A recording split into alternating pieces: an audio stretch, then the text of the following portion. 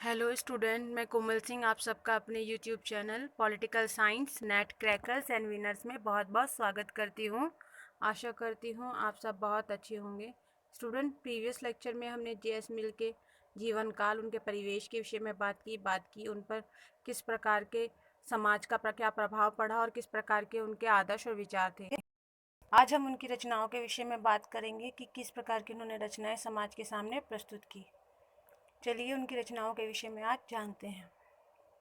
Student, उनकी पहली रचना थी a system of logic ratiocinative and inductive, जो 1843 में उन्होंने लिखी थी। अपनी इस रचना में जेएस मिल ने राज्य को लेकर अपने विचार समाज के सामने प्रस्तुत किए थे। यदि उनकी दूसरी रचना के विषय में बात करें तो उनकी दूसरी रचना थी the principle of political economy, जो 1848 में उन्होंने लिखी थी। अपनी इस रचना में मिल ने पहली बार सैद्धांतिक कल्याणकारी राज्य का प्रतिपादन किया था, यानी वेलफेयर स्टेट की उन्होंने नींव रखी थी। उन्होंने बताया था कि एक वेलफेयर स्टेट में किस प्रकार से व्यक्ति का विकास हो सकता है, सामाजिक रूप से, आर्थिक रूप से, नैतिक एवं चारित्रिक रूप से। तो इसलिए उन्होंने कल्याणकारी राज्य की एक तरीके से यदि कही जाए तो प्रतिपादन किया था उसका समाज के सामने कि कल्याणकारी राज्य किस प्रकार का होना चाहिए। यदि बात करें कि किस प्रकार के कल्याणकारी राज्य की उन्होंने कल्पना की थी, तो मिल ने हस्तक्षेपवादी राज्य की बजाय हस्तक्षेपवादी राज्य का समर्थन किया था। मिल ने कहा था कि हमें ऐसा राज्य नहीं चाहिए जो हस्तक्षेप ही ना करे, बल्कि ऐसा राज्य चाहिए जो हस्तक्षेपवादी राज्य हो, यानी अगर कोई गलत कर रहा है तो वो उसका विरोध करे, उसको सजा दे, और कोई अच्छा कर रहा हो तो उसको प्रमोट करे, मीन्स उसके अच्छे कार्यों के लिए उसकी सराहना करे और बुरे कार्यों के लिए उसको दंड दे।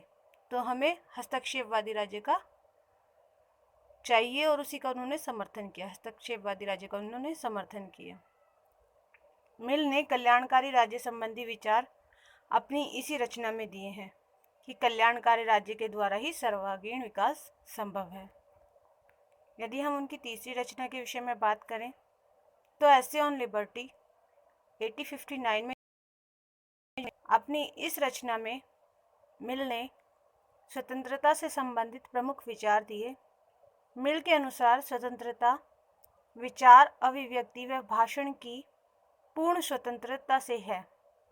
यानी इस रचना में उन्होंने कहा कि स्वतंत्रता तभी मानी जाती है जब व्यक्ति पूर्ण रूप से अपनी बातों को, अपने विचारों को अभिव्यक्त कर सके समाज के सामने, उस पर कोई रोक टोक ना हो।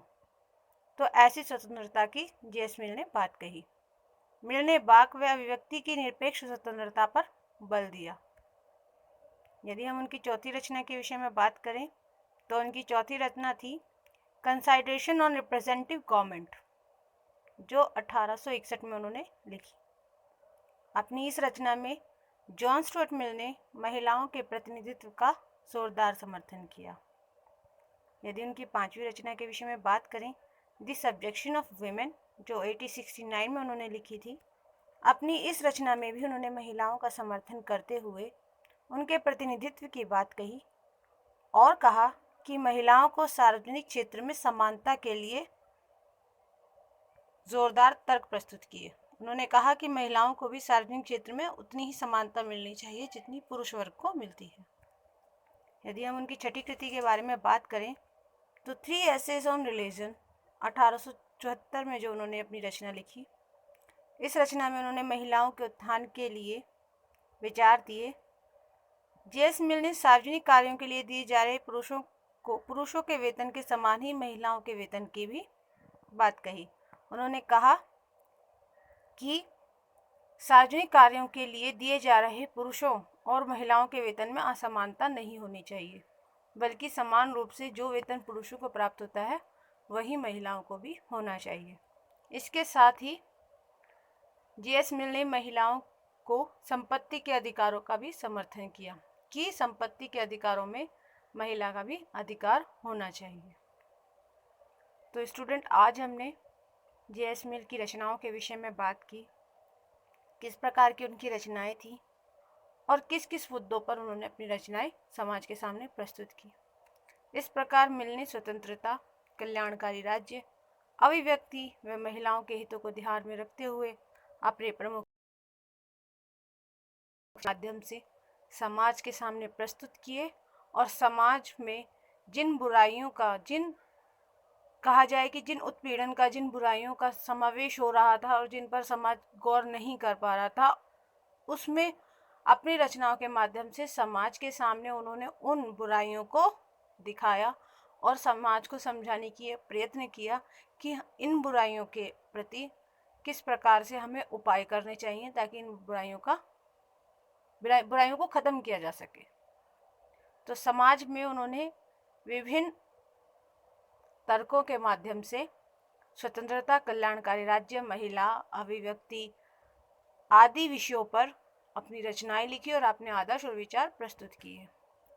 स्टूडेंट, हम जीएस मिल के विषय में और अधिक जानने की कोशिश करेंगे और जानेंगे कि उन्होंने स्वतंत्रता को लेकर क्या मूल मंत्र दिए, साथ ही महिलाओं के प्रतिनिधित्व को उन्होंने किस प्रकार से समाज के सामने प्रस्तुत किया।